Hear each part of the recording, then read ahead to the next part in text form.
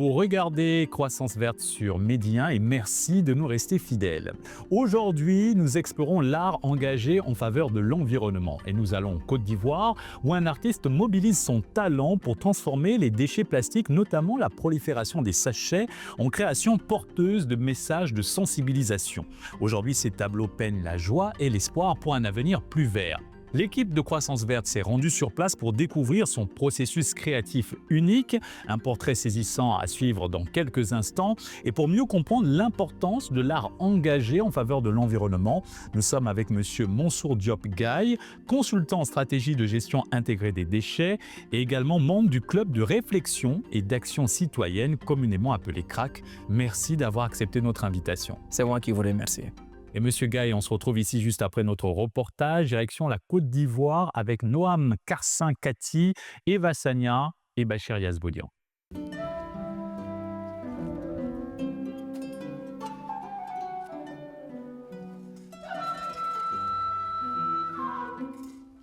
Dans un atelier vibrant de couleurs où les sachets plastiques sont suspendus comme des fragments d'espoir, nous rencontrons Singo Armel, un jeune artiste de 28 ans aux idées visionnaires. Actuellement en Master 2 à l'École nationale des beaux-arts d'Abidjan, il a transformé un jeu d'enfance en art. Son parcours est marqué par une fascination pour la récupération des boîtes vides de conserve pour en faire des jouets, tels que des voiturettes. Ces sachets plastiques, il jouait avec durant son enfance. Aujourd'hui, Singo en fait des œuvres d'art porteuses de sens. Objectif, sensibiliser le monde à la pollution plastique tout en célébrant la joie de vivre. Je pratique l'art depuis le bas âge. Depuis que j'étais petit jusqu'à l'âge adulte, j'ai toujours maintenu cet équilibre-là et cette envie de m'exprimer à travers l'art. Je n'avais pas aussi la chance d'avoir des jouets pendant les fêtes comme d'autres enfants. C'est-à-dire donner les cadeaux pendant les fêtes de Noël ou les fêtes d'anniversaire. Donc, moi-même, je me confectionnais mes propres jouets. C'est-à-dire, je partais ramasser des boîtes de tomates, des boîtes de conserve, des bidons. Je fabriquais des voitures et des boîtes de tomates, des boîtes de conserve. Je fabriquais ces jouets-là. Et lorsque même je vois un documentaire à la télé, un documentaire scientifique qui parle de bricolage, des trucs, automatiquement, dès que je finis de regarder, j'essaie de reproduire et d'aller recycler les objets pour reproduire. Mon type d'art s'inscrit dans le cadre du recyclage, le mouvement du recyclage. J'utilise des fils, c'est-à-dire des fils plastiques discontinus. Des fils plastiques discontinus pour les disposer sur mes toiles pour réaliser des portraits. C'est-à-dire je récupère aussi des châssis noirs, châssis bleus pour faire sortir le graphisme de mon dessin et j'utilise les moyens que j'avais avant que j'utilise aujourd'hui maintenant pour faire sortir la beauté et la vivacité de mes couleurs.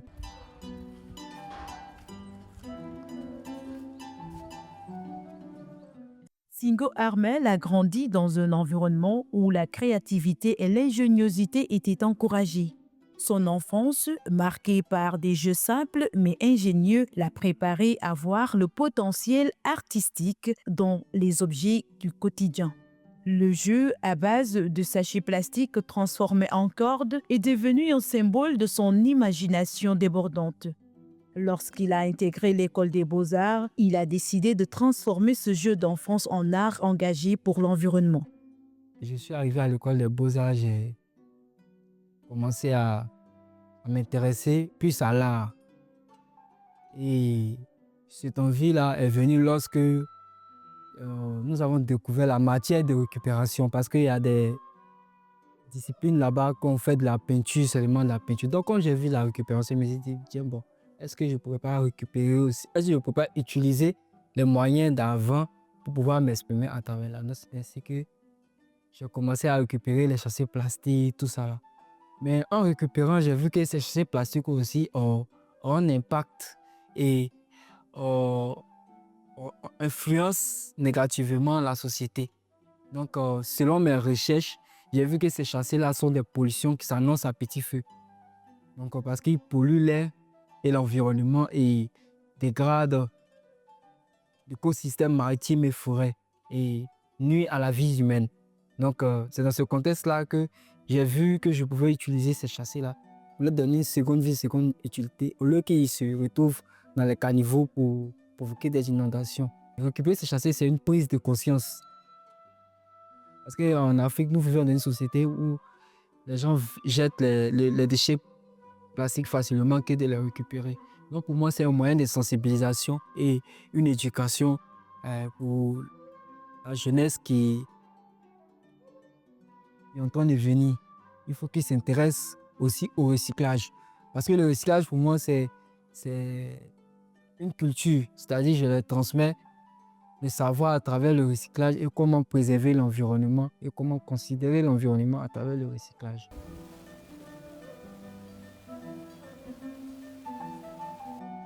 Le processus créatif d'Armel commence par la collecte minutieuse des sachets plastiques.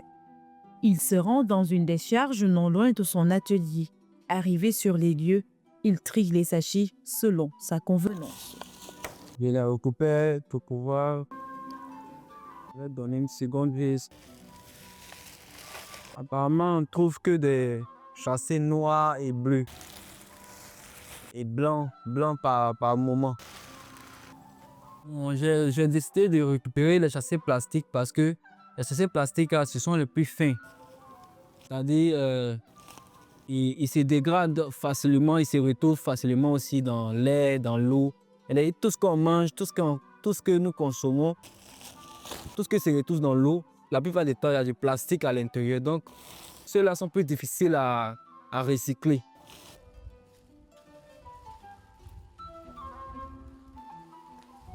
De retour à son atelier, place au nettoyage et à un autre tri. Celle-ci se fait selon les couleurs et la texture.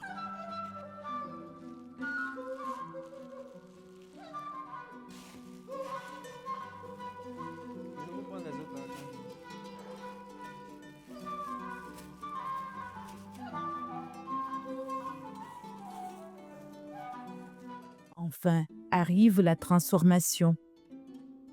Son approche unique mêle collage, sculpture et peinture, redonnant vie à ces sachets. Ces tableaux sont généralement des portraits d'enfants souriants qui représentent l'avenir de la planète. Ces œuvres sont un message d'espoir pour les générations futures, invitant à préserver la beauté du monde. Pour commencer une œuvre, je vais d'abord là où je peux avoir le plus de plastique rejeté dans l'environnement. Je ramasse souvent des châssis plastiques et des bâches vieillissantes qui n'ont plus d'utilité. Et c'est ce que j'utilise la plupart du temps pour faire mon support de travail. Moi, en tant qu'acteur citoyen de la planète, lorsque je me réveille et que je vois les déchets entassés dans la rue, vraiment, ça m'influence négativement. Parmi ces créations emblématiques, il y a Onde à la joie, une peinture qui présente le portrait d'une jeune fille souriante reflétant l'innocence de la société. Un tableau fait de sachets plastiques recyclés symbolisant la capacité de transformer les sachets en beauté. Une autre œuvre, La société voilée. Un tableau fait de centaines de sachets plastiques.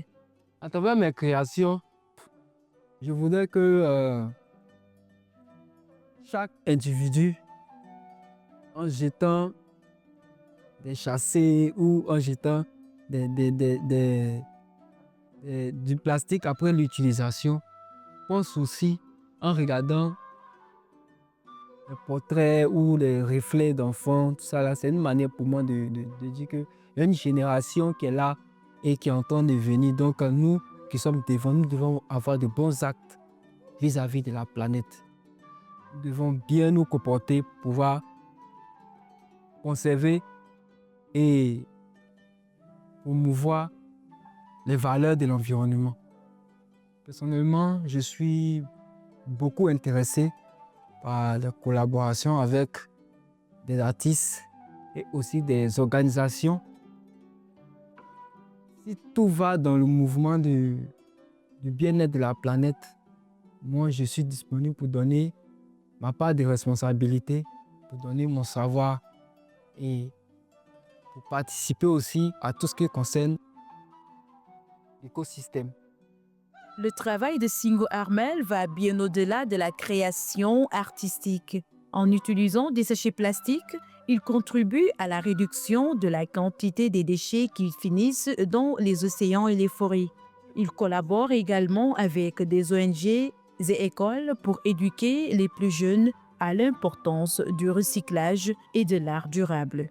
Bon, avant de faire le collage de plastique, je dessine d'abord mon modèle en utilisant la technique du graphisme. C'est-à-dire caractériser les zones d'ombre et pouvoir faire sortir la forme de mon modèle. C'est-à-dire si c'est un portrait, il doit savoir d'où la lumière vient et d'où l'ombre sort. Donc, c'est en fonction de cela que je vais pouvoir coller les châssis plastiques et réaliser mon modèle. L'artiste a participé à plusieurs expositions locales où ses œuvres ont été saluées pour leur originalité et leur message puissant. Il est reconnu comme un jeune talent prometteur dans le domaine de l'art écologique. Ce tableau, je l'ai peint parce que j'étais dans un moment de joie. C'est-à-dire le reflet de la société, le portrait des personnes que je vois dans la société, les personnes que j'arrive à identifier selon ma mémoire. Donc, c'est avec du plastique que j'ai réalisé ce portrait. Voilà, c'est le portrait d'une jeune fille souriante. Comme on le dit, ces genres de portraits-là, quand tu rentres chez toi à la maison, épuisé, venant du travail épuisé, et que tu n'es pas d'humeur, si tu es assis, tu vois ces genres de tableaux, ce sourire-là, dans un fond de la maison. Vraiment, même si tu ne peux pas avoir le sourire tout d'un coup, au moins tu te rappelles qu'il y a de l'espoir qui est là. Il faut toujours sourire à la vie. Donc c'est dans ce contexte-là que, dans ce moment de joie, j'ai réalisé ce portrait-là. Singo est plus qu'un artiste. Il est un symbole d'espoir pour une génération qui cherche à réparer les blessures infligées à notre planète. Comme il le dit lui-même, l'art peut être un catalyseur pour le changement. En transformant les sachets en œuvres d'art, il cherche à inspirer les gens à voir le monde d'une autre façon, comme un endroit où chaque geste compte pour sauver la beauté qui nous entoure.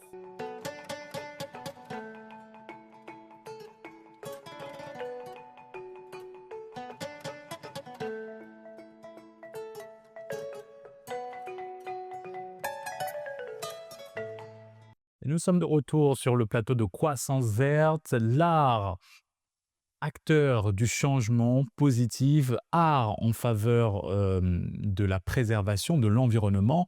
Monsieur Gaye, vous êtes consultant en stratégie de gestion intégrée des déchets et membre du club de réflexion d'action citoyenne, communément appelé CRAC.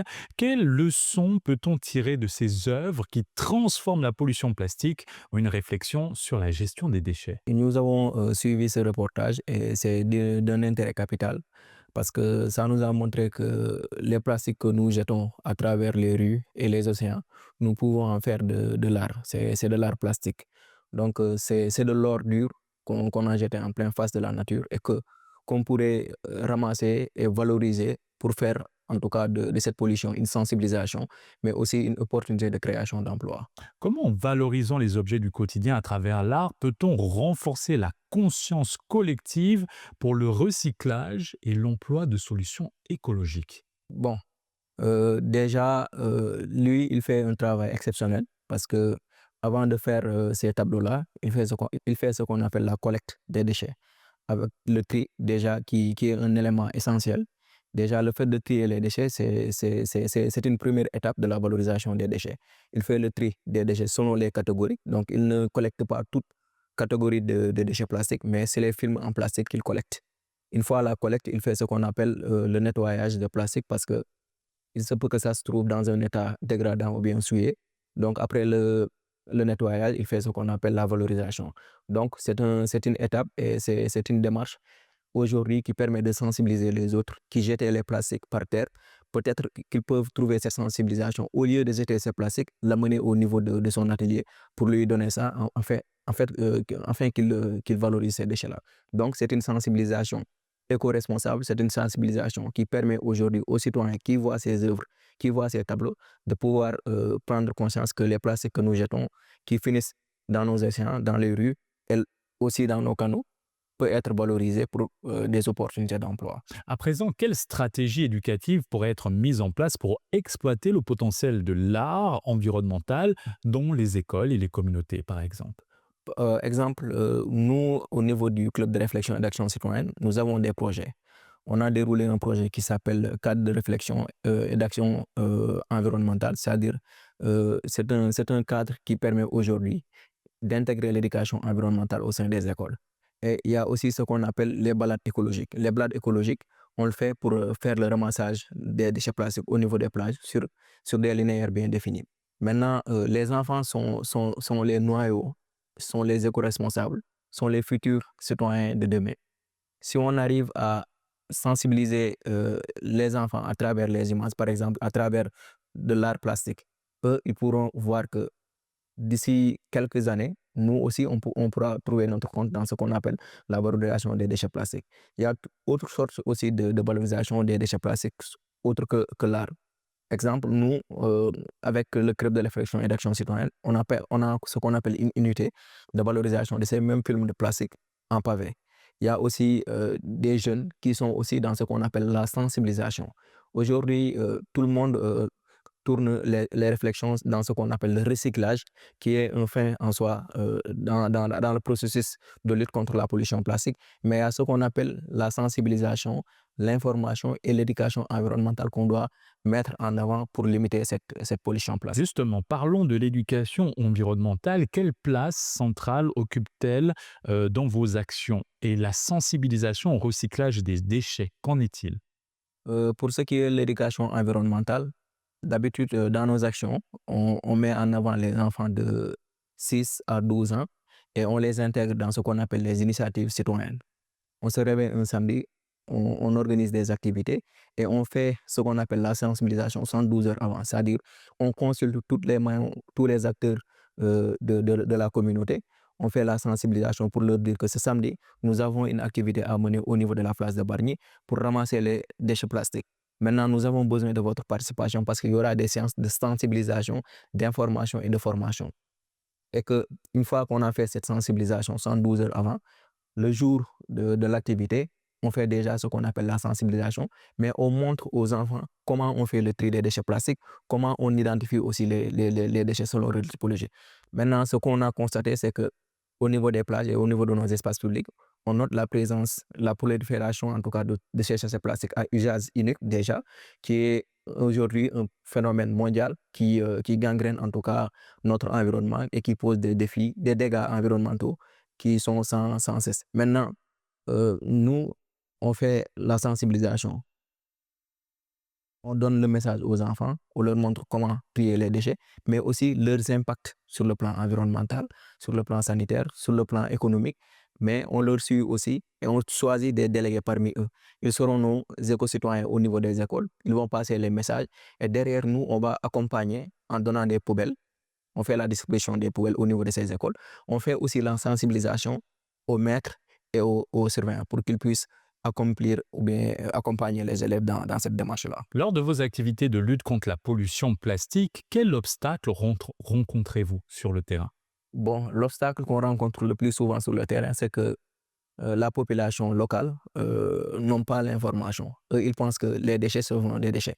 Donc, si on les jette dans la nature ou bien autre part, ça part. Ou bien, si on ne les jette pas, les agents peut-être de la SONAGED ne vont pas travailler. Eux, ils n'ont pas cette information que ces déchets-là ont des impacts graves sur l'environnement. Donc, Si on ne les sensibilise pas, ils continuent à faire ces mêmes habitudes. Maintenant, l'obstacle, c'est que aujourd'hui, dans nos communes, dans nos collectivités, il n'y a pas une politique de la gestion de l'environnement.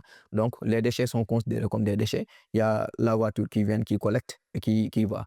Maintenant, le problème qu'on rencontre, c'est la manque d'information, la manque de sensibilisation, la manque de l'éducation environnementale, mais aussi ce qu'on appelle le manque d'initiative politique venant de nos autorités. La gestion de l'environnement passe également par la gestion des déchets. Vous êtes consultant en stratégie de gestion intégrée des déchets. En quoi consiste votre discipline? Bon, la gestion des déchets, c'est différent de la gestion intégrée des déchets. Auparavant, on parlait de la collecte, le transport et la mise en décharge des déchets. Maintenant, nous sommes dans ce qu'on appelle l'ère de l'économie circulaire. Il faut qu'on voit comment on gère les déchets dans une logique d'économie circulaire. Dès lors, il faut mettre en place ce qu'on appelle la gestion intégrée des déchets, tout en mettant en avant la sensibilisation, la formation, mais aussi le tri des déchets qui est l'étape essentielle de la valorisation des déchets. Maintenant, la gestion intégrée des déchets, c'est aujourd'hui comment on va faire pour trier les déchets à la source, comment on fait pour limiter la production ou bien la consommation des déchets plastiques. C'est-à-dire, aujourd'hui, je vais à la boutique, on me donne un sachet, je peux l'éviter. Maintenant, déjà, la pollution est là. On a une énorme quantité de déchets plastiques au niveau de nos plages, au niveau des espaces publics. Comment faire pour réduire ça, mais aussi pour recycler? Et ensuite, comment faire aussi pour faire ce qu'on appelle la valorisation de ces déchets à travers des initiatives comme que ça soit industriel ou bien artisanal.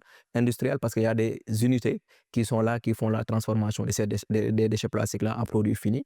Il y a l'exemple de Récuplace avec Mokumba Diagne, il y a aussi l'exemple de Plastic Odyssey, mais aussi dans une autre dynamique, il y a ce qu'on appelle l'émergence des acteurs dans la lutte contre la pollution plastique. Il y a des associations et des startups qui sont dans la sensibilisation. Ils organisent des campagnes et des caravanes de sensibilisation pour sensibiliser la population par rapport à ces pollutions plastiques-là. On peut prendre l'exemple de Saloum Recycling, qui récemment a organisé une caravane de collecte des déchets plastiques à Kaolack. Il y a aussi le club de réflexion et d'action citoyenne qui, aujourd'hui, est dans une dynamique d'impulser l'éducation environnementale au sein des ménages, mais aussi au sein des écoles, en distribuant des poubelles et en donnant les types de sensibilisation. Dans ces campagnes de sensibilisation, quelle place occupent les 3 R, la promotion des 3 R, à savoir réduire, réutiliser et recycler?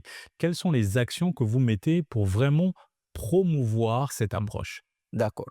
Donc, par rapport à la réduction des déchets, donc on leur montre que déjà, au lieu chaque fois d'aller à la boutique et prendre des sachets, on peut arrêter ça en ayant ce qu'on appelle un sac biodégradable, c'est-à-dire un sac qui n'est pas dégradable et qu'on peut réutiliser à plusieurs reprises.